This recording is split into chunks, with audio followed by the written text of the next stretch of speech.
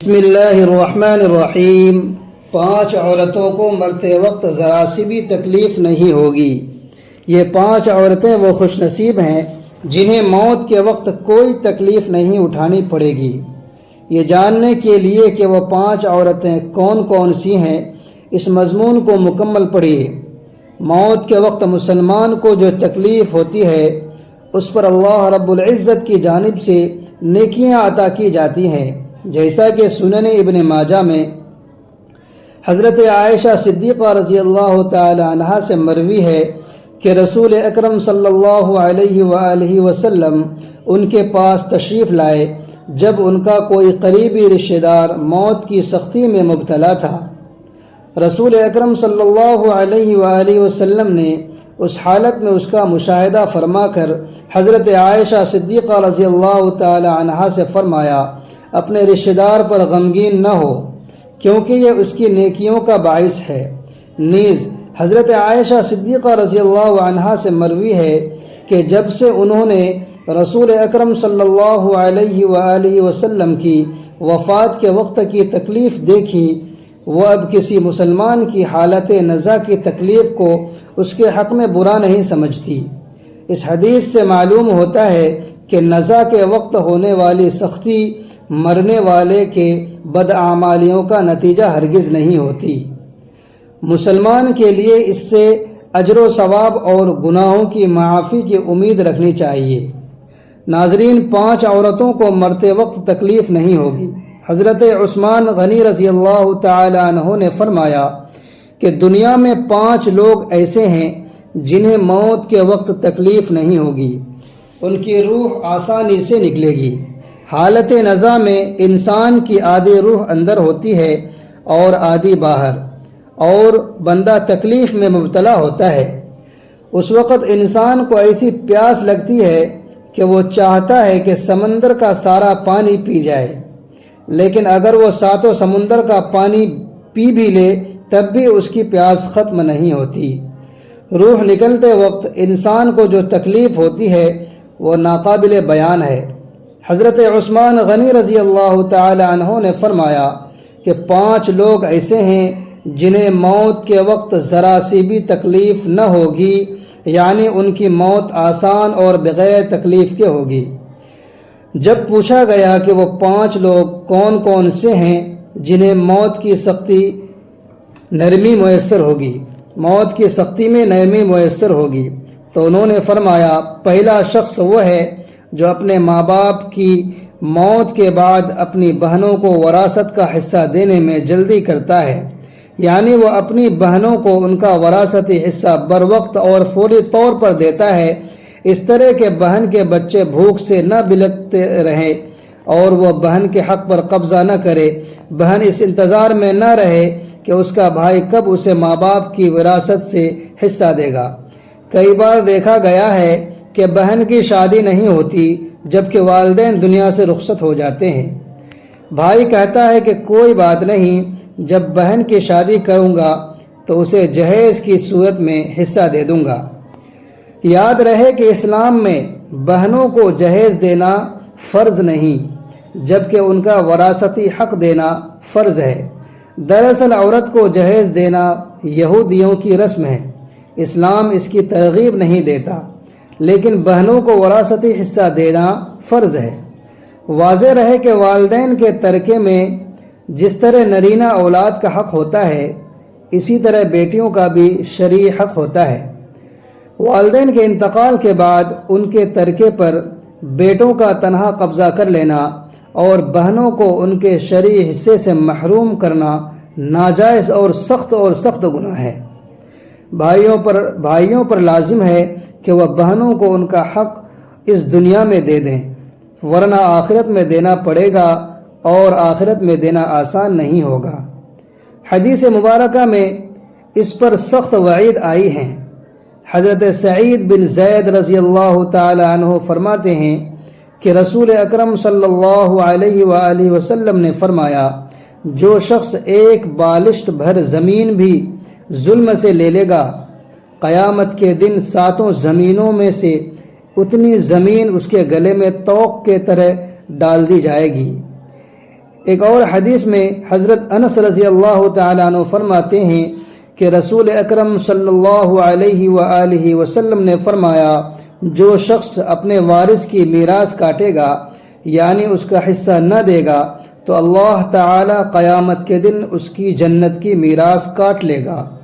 یاد رہے کہ جہیز کا دینا یہودیوں کی رسم ہے، اور اس کا بڑا نقصان یہ ہے کہ جس طرح یہودی عورت کو بغیر جہیز کے قبول نہیں کرتے تھے، اسی طرح آج اسلام میں بھی عورتوں کی شادیوں میں سب سے بڑی رکاوٹ جہیز بن گیا ہے۔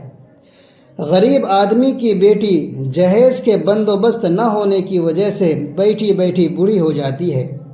اگر کوئی شخص یہ کہے کہ میں بہن کا وراثتی حصہ تو نہیں دے سکتا، لیکن جب اس کی شادی ہوگی تو جہیز دے دوں گا، تو یہ درست نہیں۔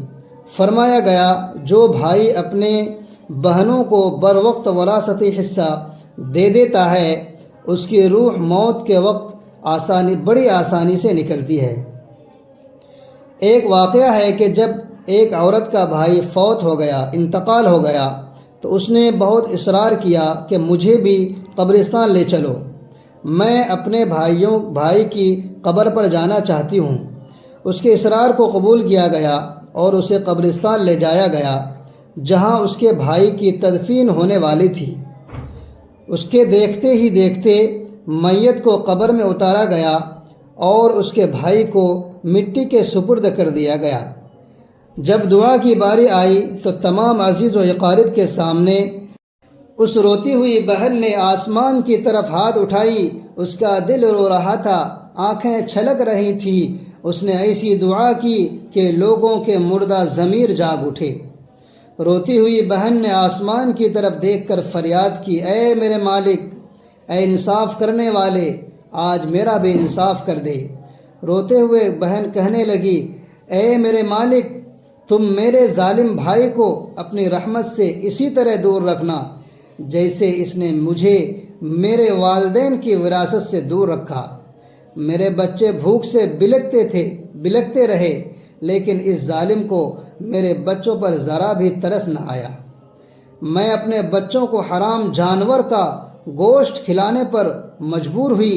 میرے بچوں نے بڑی غربت کی زندگی گزاری، جبکہ میرے اس ظالم بھائی کو کبھی حیا نہ آئی، کبھی رحم نہ آیا کہ میں اپنی بہن کو اس کا وراثتی حق دوں۔ اے میرے مالک، تو آج انصاف کر دے، اور جس طرح اس نے مجھے میرے وراثتی حق سے دور رکھا، اسی طرح تو اسے اپنی رحمت سے دور کر دے۔ ناظرین، صرف ایک دو لمحوں کے لیے دل پر ہاتھ رکھ کر سوچیں کہ اگر تم اپنی بہنوں کو ان کا وراثتی حق نہ دو گے تو کیا تمہاری بہنیں تمہارے لیے مغفرت کی دعائیں کریں گی یا جہنم کی؟ کیا تم بہن کے لیے ظالم بن کر مرو گے یا مظلوم بن کر؟ بہن کا حق کھانا ویسا ہی ہے جیسے خنزیر کا گوشت کھانا۔ دوسرا وہ شخص ہے جو کثرت سے صدقہ کرتا ہے، یعنی وہ شخص جو اللہ اور اس کے رسول صلی اللہ علیہ وآلہ وسلم کی رضا کے لیے اپنے مال و دولت سے صدقہ کرتا ہے، یہاں تک کہ جب وہ ایک ہاتھ سے دیتا ہے تو دوسرے ہاتھ کو پتہ بھی نہیں چلتا۔ ایسے شخص کی روح موت کے وقت بڑی آسانی سے نکلتی ہے اور اسے نزا کی تکلیف نہیں اٹھانی پڑتی۔ تیسرا وہ شخص ہے جو اپنی فیملی سے اچھا سلوک کرتا ہے، یعنی وہ شخص جو اپنے ماں باپ، بیوی بچوں اور بہن بھائیوں سے نرم دلی کا رویہ رکھتا ہے، اپنی بیوی بچوں سے پیار کرتا ہے، حلال لقمہ کما کر ان کی کفالت کرتا ہے۔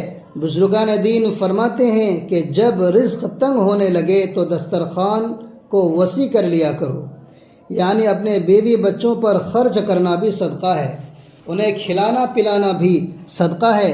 جو شخص اپنے فیملی پر خرچ کرتا ہے اور ان سے حسن سلوک کرتا ہے، جب وہ دنیا سے رخصت ہوتا ہے تو اس کی روح نکلنے میں آسانی ہوتی ہے اور اسے کوئی تکلیف نہیں ہوتی۔ چوتھا شخص وہ ہے جو نماز کو اس نیت سے پڑھتا ہے کہ یہ میرے نبی صلی اللہ علیہ وآلہ وسلم کی آنکھوں کی ٹھنڈک ہے، نماز دین کا ستون ہے، مومن کی معراج ہے، اور اسلام اور کفر میں تفریق ہے، 5 وقت کا نمازی موت کے وقت کسی قسم کی سختی میں مبتلا نہیں ہوتا۔ 5واں شخص وہ ہے جو قرآن کریم کی تلاوت کرتا ہے، یعنی وہ خود بھی قرآن کریم پڑھتا ہے اور دوسروں کو بھی قرآن سکھاتا ہے۔ فرمایا کہ راتوں کی تنہائیوں میں اٹھ کر قرآن پڑھا کرو اور قرآن پڑھتے وقت رویا کرو، اور اگر رونا نہ آئے تو رونے کی کوشش کر لیا کرو۔ اگر رونے کی کوشش کے باوجود بھی رونا نہ آئے تو اپنے تقدیر پر رویا کرو کہ کیا تم اتنے سنگ دل ہو گئے کہ تمہاری آنکھیں آنسو نہیں بہاتی۔ حضرت عائشہ صدیقہ رضی اللہ تعالی عنہ فرماتی ہیں کہ جب سے انہوں نے رسول اکرم صلی اللہ علیہ وآلہ وسلم کو موت کے وقت کی سختی میں دیکھا، وہ کسی کی آسان موت پر خوش نہیں ہوتیں اور نہ ہی آسان موت کی تمنا کرتی، کیونکہ وہ جان چکی تھی کہ نہ تو موت کی سختی مرنے والے کے برے انجام کی دلیل ہے اور نہ ہی آسان موت کوئی عزت افزائی کی بات ہے۔ اگر واقعی ایسا ہوتا تو اللہ کے رسول جناب عربی محمد الرسول اللہ صلی اللہ علیہ وسلم کو سب سے آسان موت نصیب ہوتی۔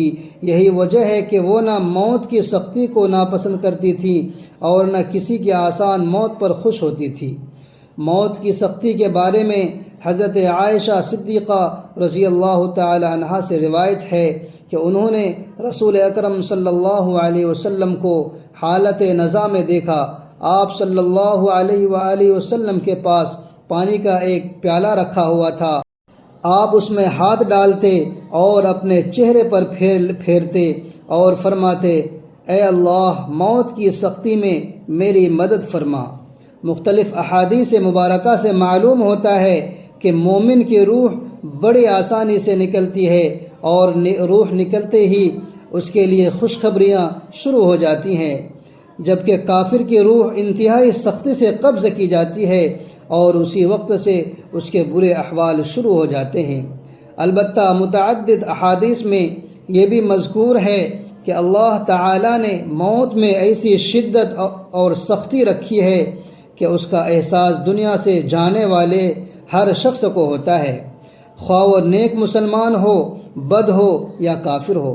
لیکن مومن پر جو تکلیف آتی ہے وہ اس کے گناہوں کی معافی اور درجات کی بلندی کے لیے ہوتی ہے، جبکہ کافر پر تکلیف اس کے بدعمالیوں کی سزا کے طور پر آتی ہے۔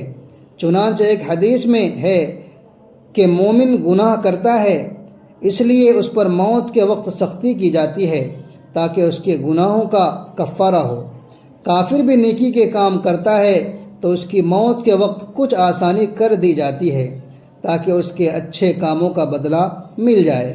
اس حدیث سے معلوم ہوتا ہے کہ ہر شخص کی موت اس دنیا میں کیے گئے اچھے اور برے اعمال کے مطابق ہوتی ہے۔ تاہم علماء اکرام اور محدثین رحمہم اللہ نے لکھا ہے کہ مومن کو جو تکلیف ہوتی ہے وہ حالت نزا سے عین روح نکلنے سے پہلے ہوتی ہے۔ جب اس کی روح نکل رہی ہوتی ہے تو اللہ تعالی اس کی تمام تکالیف دور فرما کر آسانی سے روح قبض کر لیتے ہیں اور آنے والے مراحل بھی آسان فرما دیتے ہیں۔ واللہ عالم۔ اللہ پاک سے دعا ہے کہ وہ ہم سب مسلمانوں کی موت کے وقت کی سختیوں کو دور فرما کر ہمارا خاتمہ ایمان پر نصیب فرمائے، آمین۔ ناظرین، کمنٹ باکس میں اللہ تعالیٰ کے 99 ناموں میں سے ایک نام ضرور ٹائپ کریں۔ اگر یہ مضمون اچھا لگا تو اسے لائک کریں، شیئر کریں اور چینل کو سبسکرائب کریں۔ اگلے ویڈیو تک کے لیے اجازت دیجیے۔ خدا حافظ۔